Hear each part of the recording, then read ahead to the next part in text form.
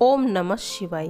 प्रिय भक्तजनों, आज हम सोमवार व्रत की कथा का श्रवण करेंगे। एक साहूकार था जिसको धन आदि किसी प्रकार की कमी न थी, परंतु उसको एक दुख था कि उसे कोई पुत्र नहीं था। वो इसी चिंता में रात दिन दुखी रहता और पुत्र प्राप्ति के लिए सोमवार शिवजी का व्रत और पूजन करता था। सायंकाल को शिवजी के मंदिर में जाकर दीपक जलाया करता था। उसके भक्ति भाव को देखकर पार्वती जी ने शिवजी महाराज से कहा कि महाराज, यह साहूकार आपका अनन्य भक्त है और सदैव आपका व्रत और पूजन बड़ी श्रद्धा से करता है। इसकी मनोकामना पूर्ण करनी चाहिए। शिवजी ने कहा कि पार्वती, यह संसार कर्म क्षेत्र है।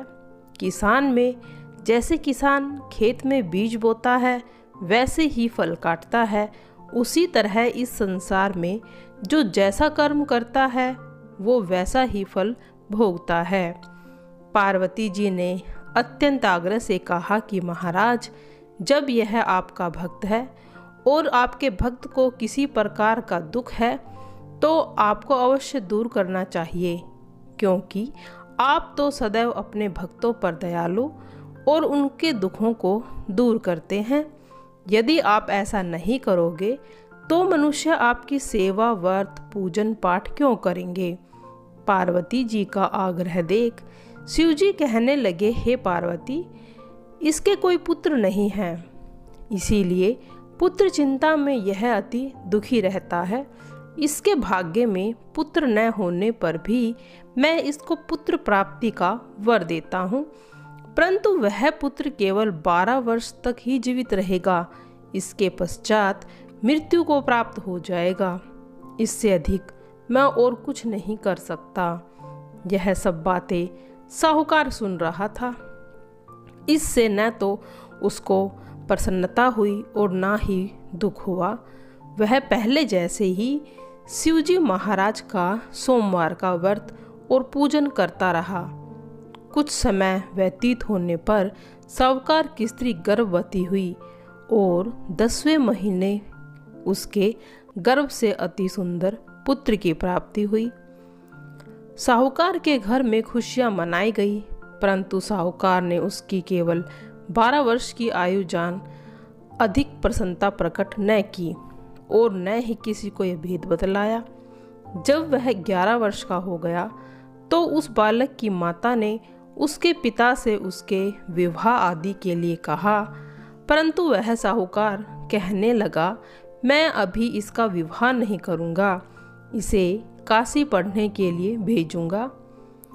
उस साहूकार ने अपने साले अर्थात लड़के के मामा को बुलाकर बहुत सा धन देकर कहा, तुम इस बालक को काशी जी पढ़ने के लिए ले जाओ और रास्ते में जिस तरफ भी जाओ यज्ञ करते ब्राह्मणों को भोजन कराते जाना। दोनों मामा भांजे जगह जगह यज्ञ करते और ब्राह्मणों को भोजन कराते जा रहे थे। तभी रास्ते में उनको एक शहर पड़ा। उस शहर के राजा की कन्या का विवाह हुआ था। दूसरे राजा का लड़का जो विवाह के लिए बारात लेकर आया था, वह एक आंख से काना था।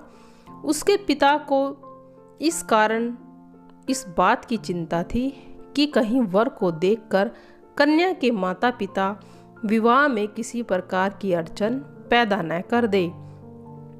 जब उसने सुंदर सेठ के लड़के को देखा तो मन में विचार किया कि क्यों न ढुकाव के समय इस लड़के से वर का काम चला लिया जाए।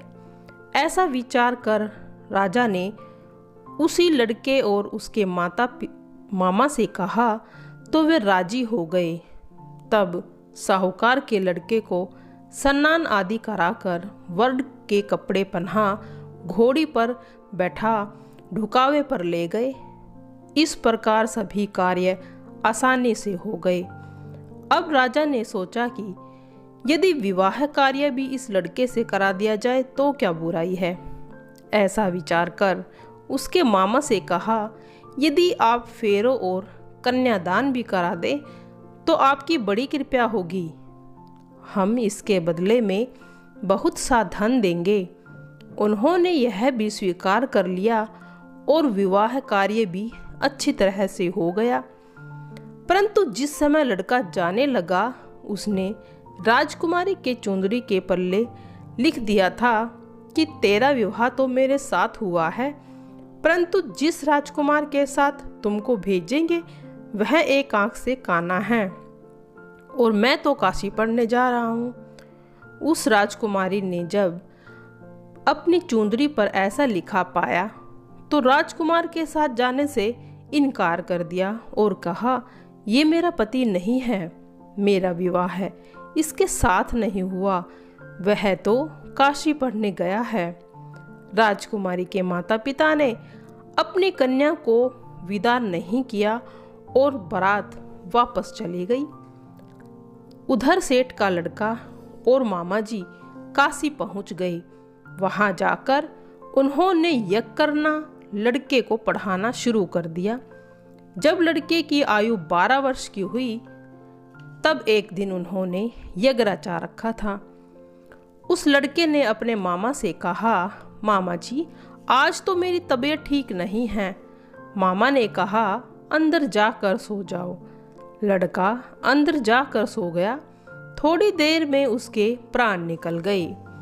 जब उसने मामा ने अंदर आकर देखा कि वह तो मुर्दा पड़ा है तो उसे बहुत दुख हुआ और उसने सोचा कि मैं अभी रोना पीटना मचा दूंगा तो यज्ञ का कार्य अधूरा रह जाएगा।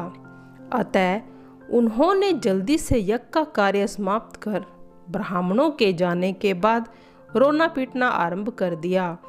संयोगवश उसी समय शिवजी महाराज और पार्वती जी उधर से जा रहे थे। जब उन्होंने जोर जोर से रोने पीटने की आवाज़ सुनी तो पार्वती जी शिवजी को आग्रह करके उनके पास ले गई और सुंदर लड़के को मरा हुआ देखकर कहने लगी कि महाराज, यह तो सेठ का लड़का है जो आपके वरदान से पैदा हुआ था। शिवजी ने कहा, पार्वती इसकी आयु इतनी ही थी, सो भोग चुका।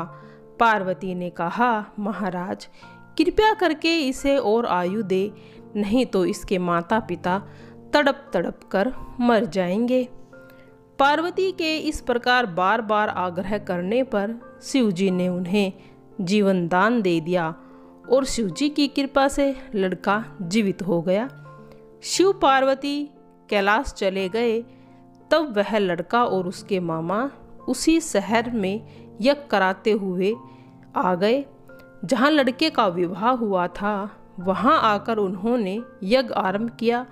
तब लड़के के ससुर ने उसे पहचान लिया और दासियों के सहित बड़े आदर सत्कार के साथ अपनी लड़की और जमाई को विदा किया। कार जो प्राणी इस सोमवार व्रत को धारण करता है, इस कथा को पढ़ता है, सुनाता है, उसके सभी दुख दूर होकर सभी मनोकामनाएं पूर्ण होती हैं। जय भोले बाबा तेरी सदा ही जय हो। आइए सुनते हैं अब सोमवार भोले बाबा की आरती। जय शिव ओमकारा, जय शिव ओमकारा, ब्रह्मा विष्णु सदा शिव अर्धांगी धारा। ओम जय शिव ओमकारा, एकानन चतुरानन पंचानन राजे, हंसासन गरुड़ासन वृषवाहन साजे। ओम जय शिव ओमकारा, दो भुज चार चतुर्भुज, 10 भुज अति सोहे, तीनों गुण निखरते त्रिभुवन जन मोहे। ओम जय शिव ओमकारा, अक्षमाला मनमाला मुंडमाला धारी, त्रिपुरारी कंसारी करमाला धारी। ओम जय शिव ओमकारा। श्वेतांबर पीतांबर बागांबरी अंगे, सनकादिक ब्रह्मादिक भूतादिक संगे। ओम जय शिव ओमकारा। कर के मध्य कमंडल चक्र त्रिशूलधारी, सुखकारी दुख हारी जग पालनकारी। ओम जय शिव ओमकारा।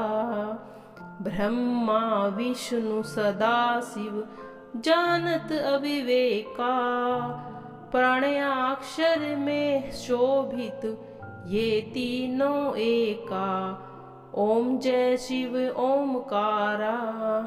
लक्ष्मी वर सावित्री पार्वती संगे, अर्धांगिनी गायत्री श्री सिर सोहे गंगे। ओम जय शिव ओमकारा। पर्वत सोहे पार्वती शंकर कैलासा, भांग दतूर का भोजन भस्मी में वासा। ओम जय शिव ओमकारा। जटा में गंग बहत गल मुंडन माला, शेष नाग लिपटावत ओढ़त मृग छाला। ओम जय शिव ओमकारा। काशी में विश्वनाथ विराजे नंदो ब्रह्मचारी, नित उठ दर्शन पावत महिमा अति भारी। ओम जय शिव ओमकारा। त्रिगुण स्वामी की आरती जो कोई नर गावे, कहत सुआनंद स्वामी सुख संपत्ति पावे। ओम जय शिव ओमकारा।